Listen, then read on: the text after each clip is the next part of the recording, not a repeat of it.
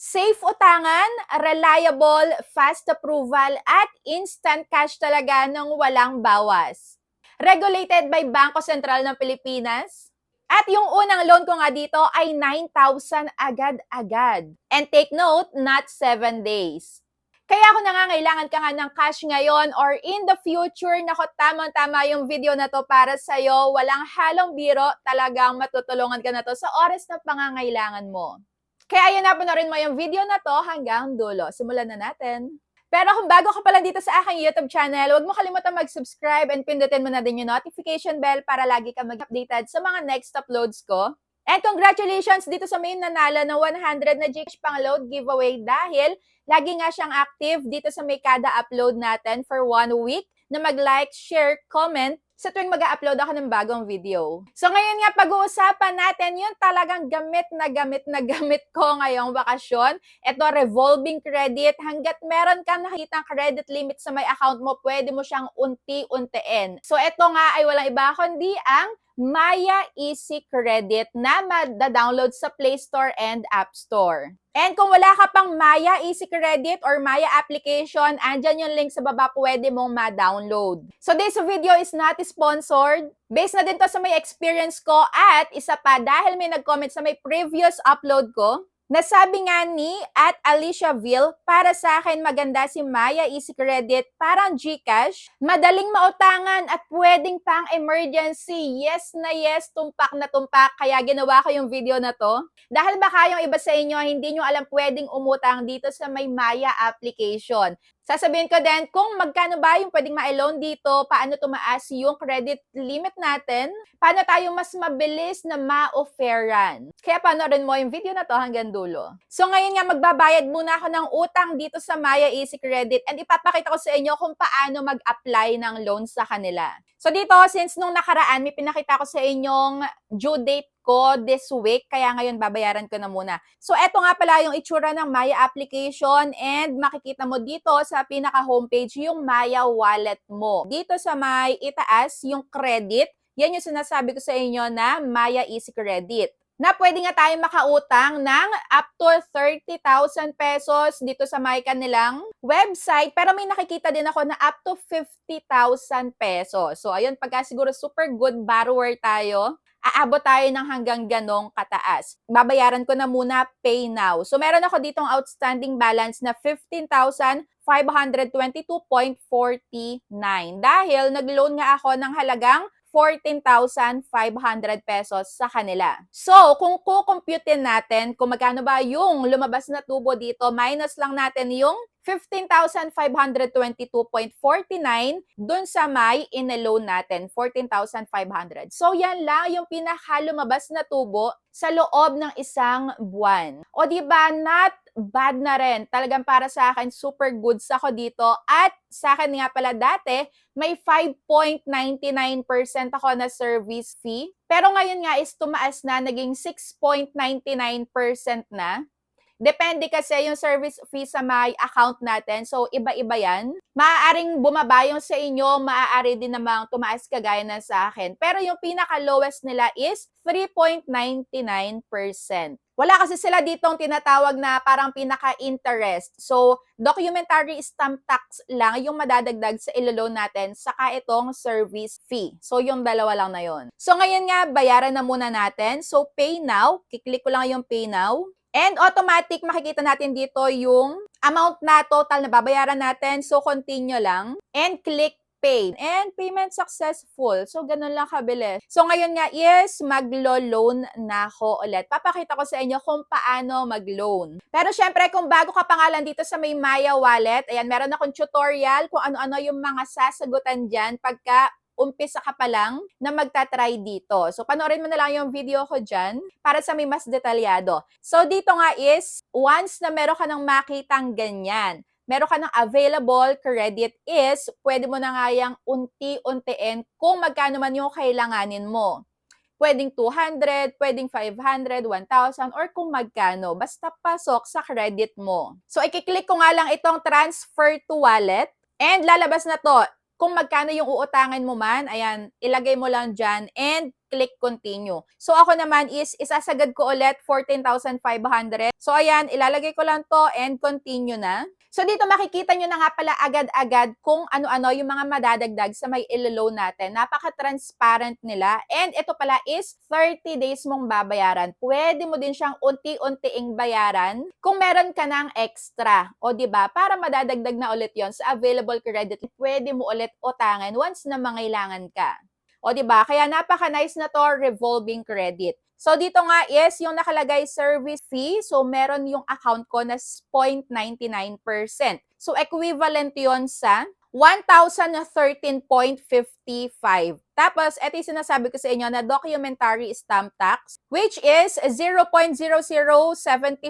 Ita-times lang sa may 30 dahil up to 30 days nga tayo. And divide by 365. So, total of 8.94. So, yun lang yung madadagdag. Kaya kapag binayaran ko tong 14,500 na to, ang total na babayaran ko is, ganun lang din kagaya kanina, 15,522.49.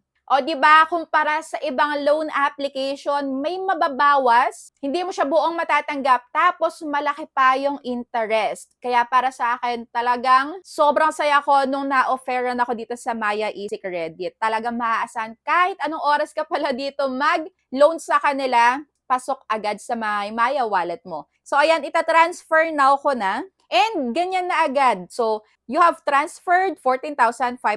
So, makikita natin to ngayon sa may pinaka Maya wallet natin. So, ito yung transaction. So, papakita ko sa inyo. Ayan, Maya wallet, 14,500. O, di ba? Ganon lang kabilis. At share ko nga pala sa inyo, itong ginagamit ko din na power bank. So, ako nga pala is Ugreen yung ginagamit ko na power bank. At ang daming bumili doon sa may shinare ko na isa pang power bank. So, ito naman is MagSafe na siya and meron nga din siyang kasamang cordon na Type-C.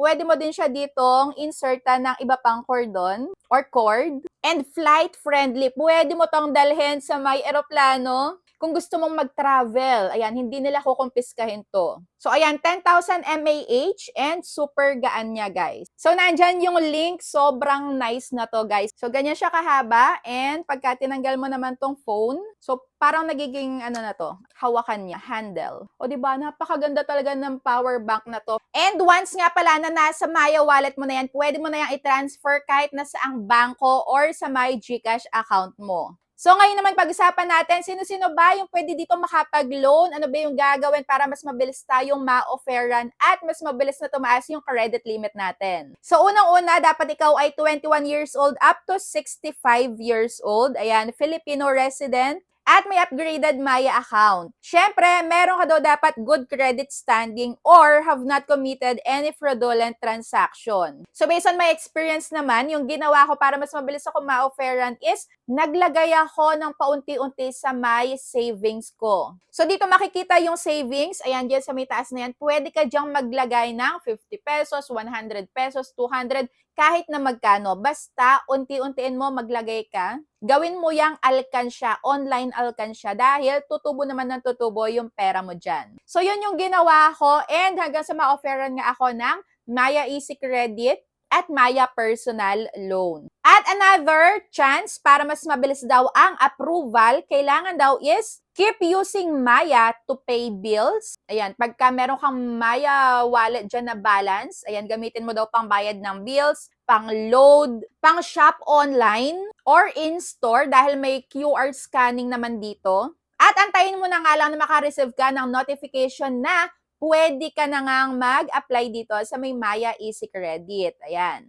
So once na available na yan sa'yo, pwede mo na ngang magamit. So pagka kahit kailan ka talaga dyan paulit-ulit na mag-loan, basta meron kang credit limit sa kanila, go lang. Papasok ka yan ng papasok sa may Maya wallet mo. Paano naman kung na-decline ka pagka nag-apply ka sa kanila? So, pwede ka ulit mag-try up to 60 days. Ayan, medyo matagal-tagal nga lang. Ang mahalaga, patuloy mong gamitin yung Maya application mo. Gamitin mo yung mga features nila para makita nga nila na ayan, active user ka pa din ng Maya application. At para naman mas tumaas yung credit limit mo sa kanila, once na ikaw ay ma-offeran na, nakakapag-loan ka na sa kanila, eto naman yung gawin mo. So, ayan ha, from Maya application na din tong sinasabi ko sa inyo. So, sabi dito is, always pay your Maya Easy Credit bill in full or on time. So, ayan. At keep using Maya Easy Credit to pay bills, buy load, check out at online stores, or scan to pay via QR. So, ganun lang din. Kung ano yung ginagawa natin para mas mabilis ma-offeran,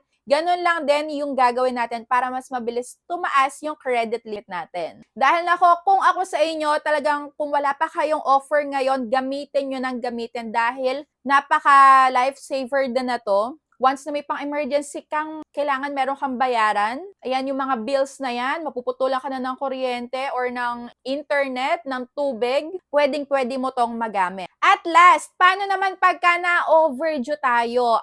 Ilang percent ba yung pinaka-late payment fee nila? So dito nga is, meron silang 0.17%. At ita-times yon sa may overdue principal amount mo. At daily yan ha. So, daily yan. Hanggang sa ma-fully paid mo na nga yung balance mo sa kanila. So, kung ako naman sa inyo, wag niyong patagalin yung pagkakaroon nyo ng overdue ito. Kailangan ito yung inuuna yung bayaran dahil kung meron kayo na-apply sa ibang loan application at inyo hindi naman halos nakakatulong din sa inyo dahil malaki yung kaltas, malaki din yung interest, ito muna yung unahin mong bayaran dahil dito, wala ka namang mare-receive dito na pananakot or kung meron man, i-email mo lang sa kanila na naka-receive ka ng ganitong klaseng abusive collectors para inform din sila. And ayun nga pala, itong Maya Easy Credit is offered by Maya Digital Bank. Kaya kung ako sa inyo, itry nyo na. Dahil sobrang makakatulong din to pagka petsa de peligro na. So ayun lang guys, kung may mga tanong pa kayo about dito sa Maya Easy Credit, comment down below para masagot ko na nga din yon at gustong-gusto ko ding nagbabasa ng mga comments and suggestions. And kung may gusto pa kayong loan application na ipapa-review, comment down below din at re-reviewin ko yan para sa inyo. So ayun lang, thank you for watching and see you on my next vlog. Bye!